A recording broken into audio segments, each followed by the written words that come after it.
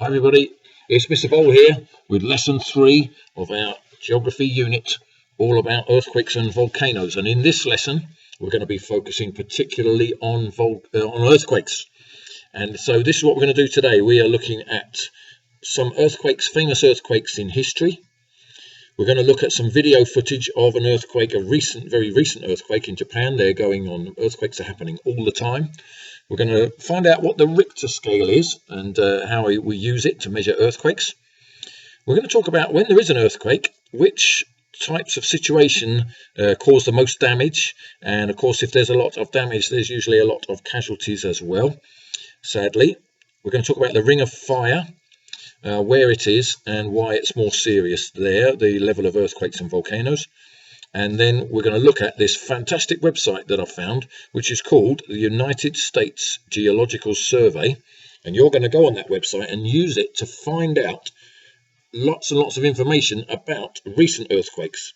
And when I checked it, I found there's earthquakes that have happened yesterday, the day before that. They're happening all the time in different parts of the world. And this website is updated every single day. And you're going to use that to get some data and present it to me in a table. We'll talk about that later. Right, now here's the link. This will be on your slides, so you could have a look again later if you wanted to see a bit more of this footage. I'm just going to show you a very small part of a footage of a recent earthquake in Japan. And here we go. This is the bit I want to show you.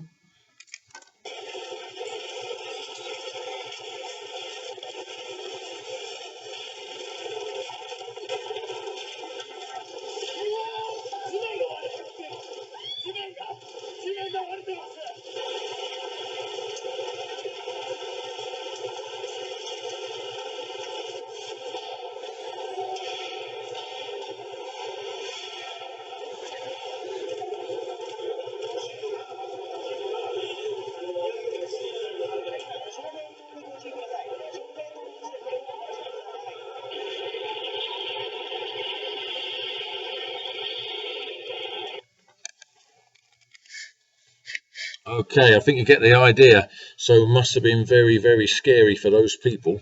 But of course, in recent times is the first time that we've been able to see any actual film of earthquakes, because in the past people couldn't film the earthquakes and we wouldn't have known exactly what they were like. So that gives you an impression of how much, how scary it must be, how much everything shakes, and how much things can be damaged. Okay, now this is how we measure the strength of an earthquake. So it's called the Richter scale. So it's invented by somebody called Richter, and we use this word, the magnitude. And what that means is, how big is it? How big is the earthquake? And so they have these levels, 1, 2, 3, all the way up to 9.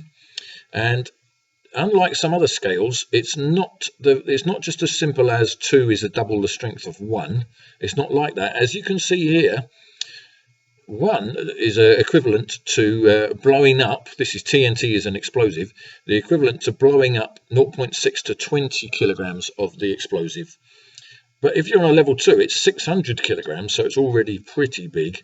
And then as you go up, it gets bigger and bigger and bigger, until by the time you're getting to a level 6, 6 on the Richter scale, it's 60 million kilograms worth of an explosion. And when you get up to these levels, you're talking massive damage. Okay, so we'll talk about that in a minute.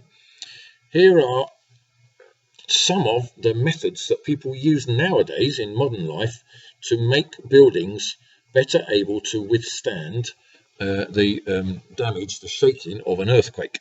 Okay, so in the past, people, as you know, a long time ago, people mainly lived in wooden huts, so they would obviously tend to fall down. And if you were lucky enough to be outside, you might survive, but if you were indoors, you'd probably get crushed by the buildings falling on you. Now, in cities, that's especially serious, obviously, because there's thousands and thousands of people living in cities. But with modern techniques, you can build buildings like this one, which, even if there's quite a big earthquake, like a level 6 or a 5, this type of building will be all right. It will shake, but it has these are clever, these little diagonal steel braces, they call it cross bracing, that allows the building to absorb the shaking, and so it won't fall down, and the people in it will probably survive. So as I've told you before, I was in an earthquake in Japan when I lived there back a few years ago, and luckily I was in a really good building and it didn't fall down, and I was there with my wife and we were fine, obviously, otherwise I wouldn't be here.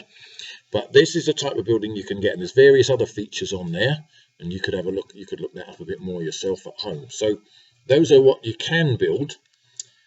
However, in poor countries, they tend to not use those type of techniques because they can't afford it. Okay, so in countries that have good investment in their city buildings, like the United States, Japan, New Zealand, they're all quite well-off countries. They do have a lot of earthquakes in those countries, but they build earthquake-resistant buildings like this one. Whereas in a poor country like Nepal, here's a recent earthquake in Nepal, and you can see the buildings have just fallen all over the place. So hopefully they had some warning and they got people out, but unfortunately we know that there are often loads and loads of casualties. If an earthquake hits a city in a poor country, that's the worst type of earthquake for the amount of people killed and injured. Here's a reminder.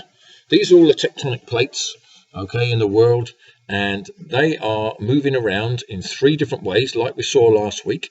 And I'd like you to call out, you're at home, and I want you to call out the 3 different ways that you learned in the last lesson that they can move. Off you go. Well done. I'm sure you got that right. The 3 different ways are divergent, when they move apart; convergent, they move together; transform, they move alongside each other. Now we're particularly looking at transform movement today because that's the type of movement of tectonic plates that particularly causes earthquakes. Here's a great example. This line here is a very famous fault line called the San Andreas Fault, and it runs right near a couple of the biggest cities in America, San Francisco and Los Angeles, and they are very earthquake prone. There's a couple near San Francisco that happened in the last 2 or 3 days, I found, when I was looking at the USGS website. Luckily, they weren't massive ones, and there's not a lot of damage. But this area on the edge of the Pacific Ocean is very prone to earthquakes. So a bit more detail about transform plates. The plate margins are made up of rock, and it's difficult for those tectonic plates to slide past each other. And sometimes they get stuck. The pressure builds up and builds up and builds up until eventually they jerk forwards, and the sudden movement is what causes earthquakes. Okay, now this is a famous one, and this area along the coast of the Pacific Ocean is part of the Pacific Ring of Fire that we talked about last time. Bit more on that in a minute. Okay, so earthquakes. There's a diagram showing how an earthquake can suddenly jerk, like we said before, when the plates are moving alongside each other.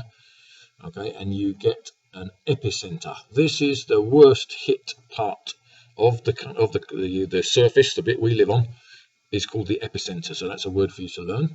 And this tectonic plate is shifting up that way, and this one is shifting that way. And there's the ocean. They often are a plate that's based on an ocean, like the Pacific, and a plate on land, like either Asia or America are the 2 we're going to look at today. So, when you get an earthquake, this is a famous one from Christchurch, New Zealand in 2011. Unfortunately, lots of people were killed during that earthquake, and buildings fell down. This isn't too serious. That car, you can probably even get the car out, but this is an example of something that can happen. It's called liquefaction, when the ground underneath it shakes so much that some of these concrete has actually become, and everything's become liquefied. Okay, and so the car is sinking into the road. This is a famous earthquake from China in the 1500s. It measured up to an 8 on the Richter scale, a really massive earthquake.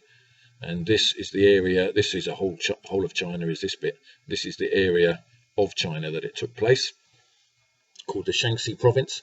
And the government at the time estimated that there were nearly 1 million people killed in this earthquake, and that's probably the biggest one that we know about.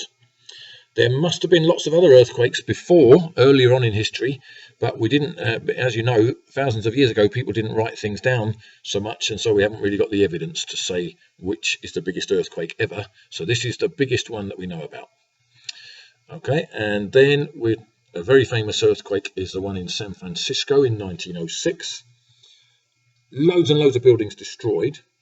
It was nearly as big as the one in Shaanxi. It was 7.9 on the Richter scale. 3,000 people dead, which is bad, obviously, but it's not as many as this one. And that's probably because in those days, San Francisco wasn't such a massive city as it is now.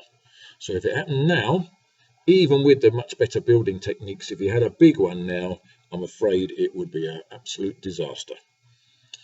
And are there earthquakes happening now? Yes. This is I did this the other day. I did this about 2 days ago. So if you were to go on Google, which I think you'll enjoy, and type in recent earthquakes, this is what will come up.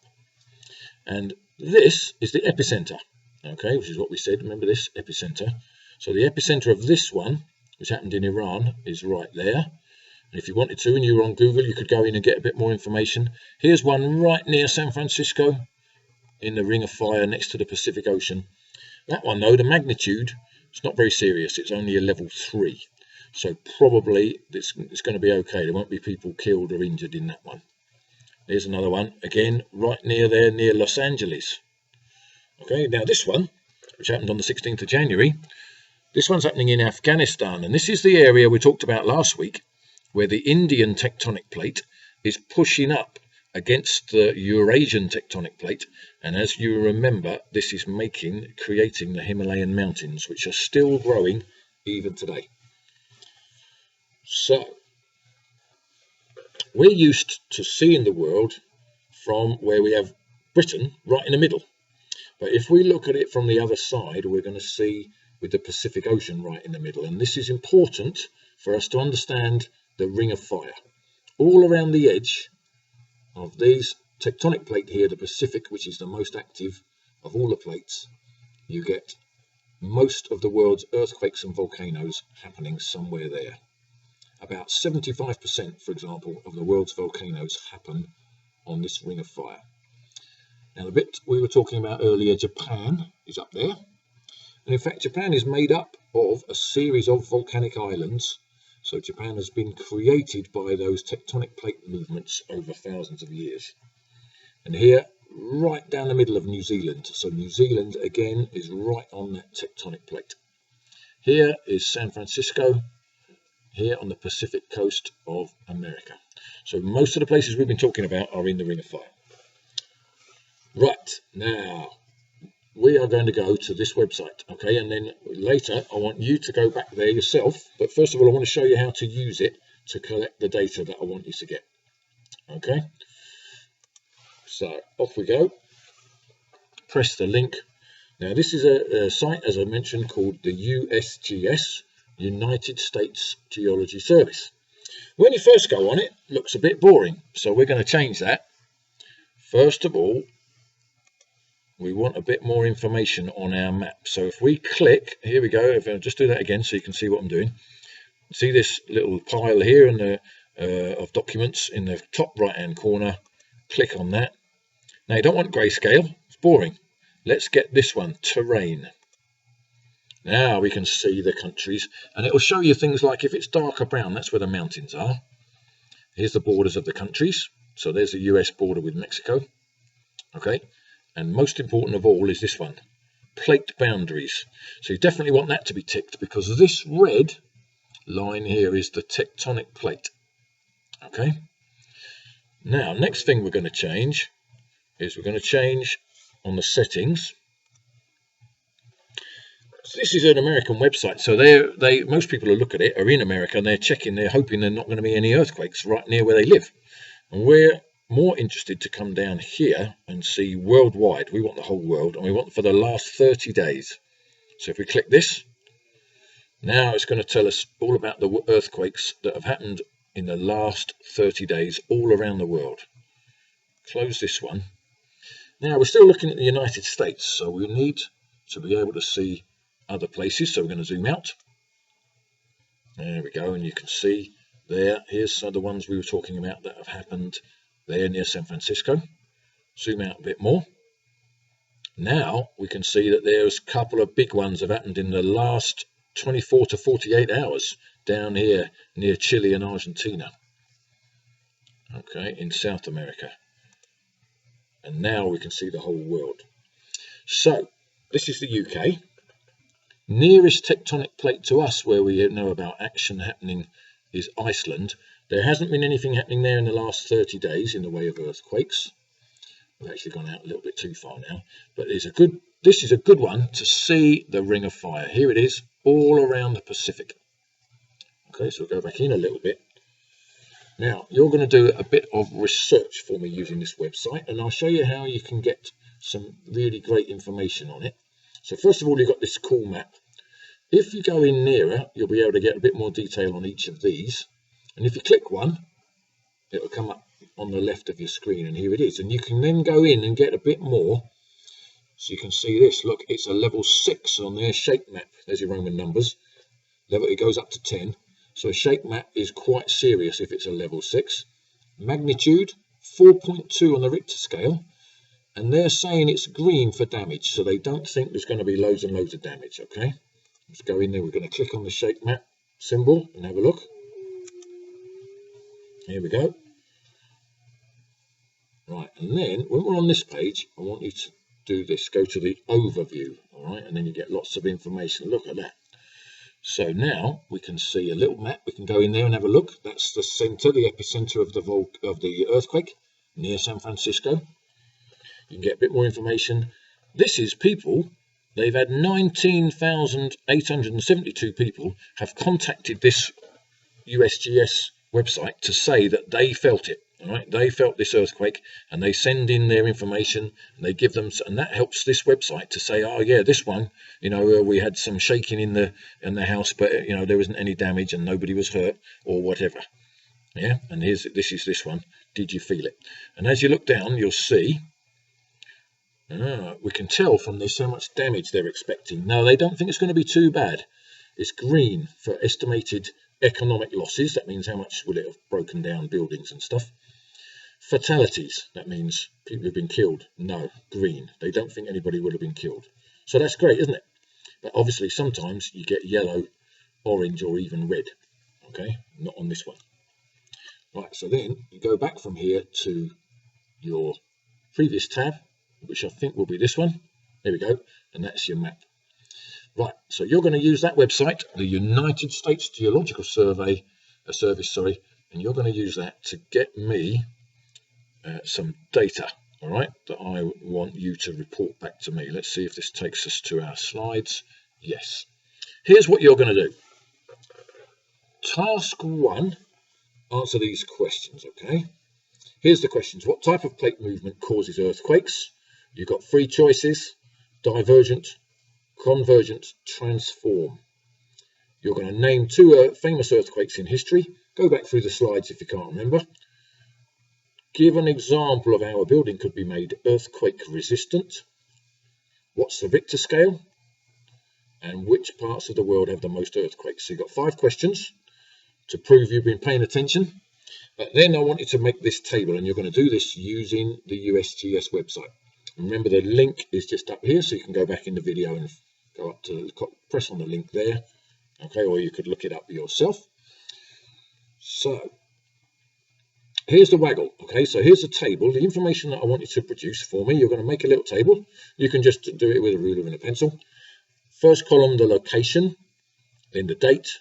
Remember, the Americans put the month and the day the wrong way round, so you'll have to swap them back again. For example, if it says 1/5, it means the 5th of January. Yeah, and we do it the other way around. So magnitude, how big was the earthquake? Then check those things I've just been showing you to see what level it was. So was it level 5, 6, 4? What was it level? And was it green for damage, or yellow, or red? And then when you've had a good look through the information on that website that I showed you, what are you saying about that earthquake? So here's my Waggle. I did one near Japan, which I found, okay, had happened on the 12th of December. And I found it on the USGS website. Magnitude's really big, 6.3, but there wasn't a lot of damage.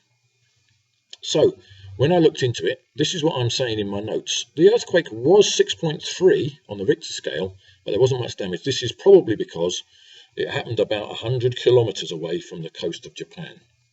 Okay, and then I got a little map which I did a print screen, you know, just snipped the picture off the website. You can do that as well if you want to, and add it in, but you don't have to. I mainly want the table. All right, you to do the table. So here it is. That's where it is. The earthquake Hachinohe in Japan. Now your table. This is what you're doing. So you're going to find in the last 30 days at least these 4. Yes. Now you could do some more, and I think some of you probably will want to do a few more. Okay, to show me, which will be great. But I want you to do at least these 4. Find the biggest one. That's the biggest for magnitude, this number. Find the biggest one that's happened in the last 30 days. Find the one that's nearest to us, to the UK. Find 2, any 2 you like, that have taken place in the Ring of Fire. Okay, so I'm just going to give you a little bit to go back to making sure you understand how to do this task. You're going to make that answer those 5 questions and then do me a table and use my Waggle to help you. So remember what we did. Let's just see if we can get back to that. We'll go back here. I'll just show you how to do it. Just remind you. Okay, you go on the website, change to terrain, change to last 30 days worldwide. Okay, and then which one's the biggest? Right, you're looking for this number. So you look down all of them. Which one's the biggest, all right, in the last 30 days? And then you're looking for which one's the nearest to the UK. Well, you can't see the UK on here, so you'll have to zoom out. Okay, and then, ooh, I think I see one near to the UK. Yeah, there's the UK. There's a near one. Look, not telling you which one it is though, because you've got to find it. And then finally, any 2 you like that are somewhere on this Ring of Fire. Okay, and there's loads and loads to choose from. Okay, then you fill in your table and you send that lot to me. Okay, and here's what it's going to look like. Answer those questions, fill in the table. All right, well done everybody. Take care, and I'll see you soon.